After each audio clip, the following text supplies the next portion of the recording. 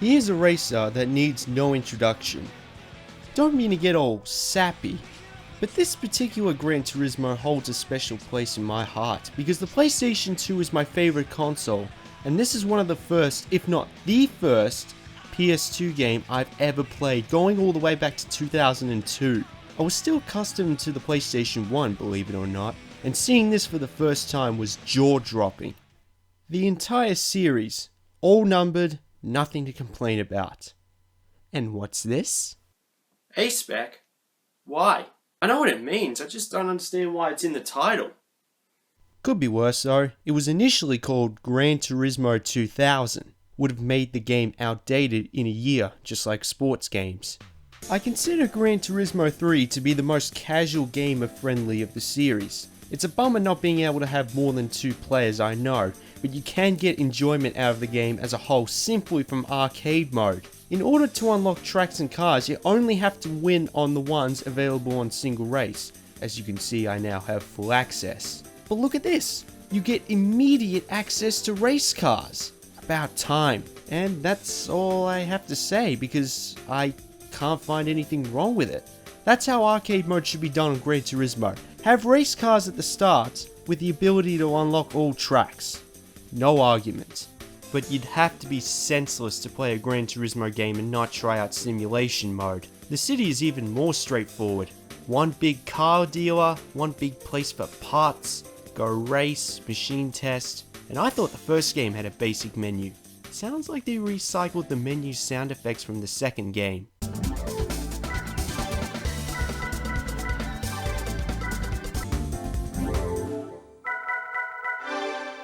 I think I've already mentioned how boring the license tests are, this one in particular. Actually, I said this in my Gran Turismo 2 review. I'm surprised this kind of license test hasn't produced any internet memes yet. Well, I think I might have come up with one.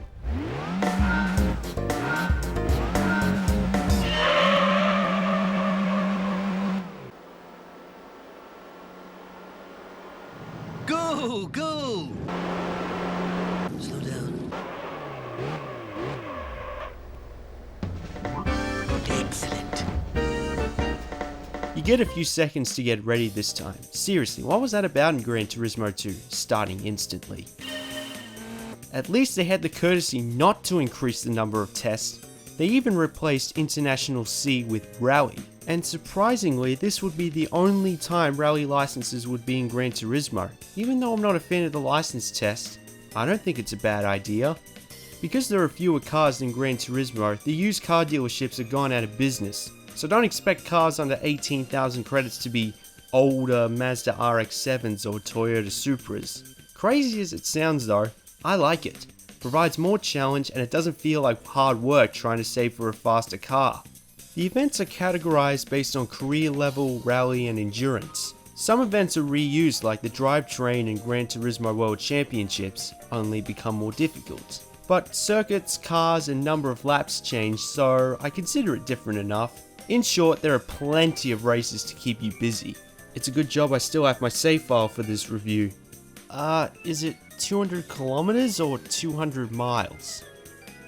What's with that? 10? You mean 5.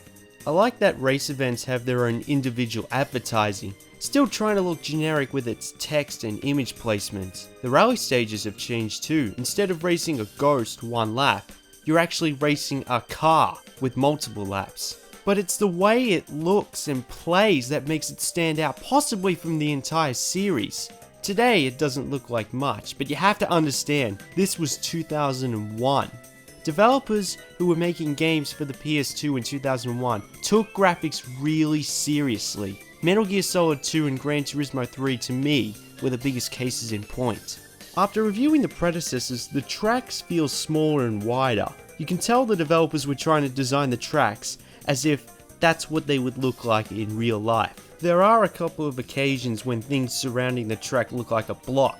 Take the crowd for example, but that's if you're really nitpicky like me. You have banners and flags flapping from the wind, burnt rubber on the apex, and because this is a PlayStation 2, nothing looks like a pixelated picture of the web from a distance. I didn't even recognize the Sony Computer Entertainment headquarters on Tokyo R246 until I was reviewing this game. On the replays, the start lights ignite and cars create heat before they set off. It has such a high level of attention to detail, especially for a game that came out in 2001. It makes Gran Turismo 2 look like a 3D Super Nintendo game. And don't think for a second it's inferior to the HD successors. If you compare this to, let's say, Gran Turismo 5, you can just see how polished Gran Turismo 3 is. Did I mention the frame rate is better? This is a perfect example of a video game series transitioning from one console to another flawlessly. But Polyphony's focus on graphics came at a cost. You'd think by moving on to the PlayStation 2 there would be more cars, right? I've already mentioned that it's not the case. Don't get me wrong, they introduced new cars like the Pagani Zonda, Ford Falcon V8 supercar, even Formula 1 cars make an appearance, but the total quantity has decreased. Heavily actually.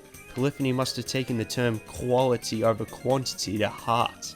The best way to describe this is that it's like Gran Turismo 5 or 6 with premium cars only. Autumn Ring or High Speed Ring. Where are they? The only theory I have is that they were under construction because, as you can see on Gran Turismo 4, they look completely different, so it wasn't available for use in this game. At least a majority are back, like Special Stage Route 5, Deep Forest Raceway, Trial Mountain, Midfield Raceway and Grand Valley Speedway. New ones include Tokyo R246, Swiss Alps, Monte Carlo Street Circuit and Complex String. Yep, the name says it all. If you've watched my review of Gran Turismo 2, you would know that the license test used their own tracks. This is what it would look like if all those tests were turned into one whole track. I mean, what is there to say about the driving control that hasn't been said? It's Gran Turismo, the real driving simulator. I guess you could say that you're less likely to slide out. Polyphony completely reworked the mechanics so you have more grip, and if you do try to power slide, you've had it. Fine by me though, because I think the majority of Gran Turismo users would be trying to go as fast as they can to win anyway. You have the rally events to do such a thing, and even that's gotten better. It doesn't take much practice to look fancy on the replays. My advice is to try and slide as little as possible. Trust me, it makes the power slides on the replays look really clean. If you look on the rev meter, there's another gear flashing red indicating what gear to be in while going around a particular corner. May not sound like much, but having something telling you when to brake and accelerate is a nice feature. Now look at the track HUD, the elimination of rubber banding. That on its own makes the gameplay much better. Everyone has different music tastes, but I think this has the best soundtrack of the series. Playing it for over a decade, I still sing to it. However, I've recently found out the soundtracks are different based on region. Snoop Dogg and Motley Crue aren't on the PAL versions. Alright, seriously, what the hell, Polyphony? Ah well, gameplay is more important than music, and it has the best of the series. It just feels perfect when driving a car. It sold nearly 15 million copies, making it the best-selling game in the series, and the second best-selling game on the PS2, only behind GTA San Andreas. I hardly know anyone who had a PlayStation 2 and didn't have this in their library. 9.5 out of 10, and it's so close to getting a 10. I know Polyphony would have had to choose between graphics and extra cars, and picking graphics was the correct choice. But considering what was accomplished on Gran Turismo 4, it's clear that more cars could have been added in there, and that's what's stopping me from giving it 10. What they should have done is released it another year later to add more tracks and cars. Imagine how much acclaim that would get. It wasn't like it was a launch title, but not every game is perfect. Really, the smaller number of cars is the only issue with the game. Everything else is borderline perfect. It balances simulation and fun on the scales so evenly. I promise you'll enjoy this entry, even if you're more interested in arcade races like Mario Kart and Crash Team Racing, even if this came out in 2001. I gave Gran Turismo 2 the same rating, but this one beats it to the finish line. Definitely my favorite Gran Turismo game. It's funny, despite being the highest rated and best selling of the series, somehow some way, it seems like the most quiet of the rest. Like when you think of the best races or PlayStation 2 games, people don't talk about it. They're more likely to talk about 4, but not this. The graphics and driving controls are timeless. If a game is played years later and is still fun to this day, it's a timeless classic. And Gran Turismo 3 A-Spec, to me, is one of those games.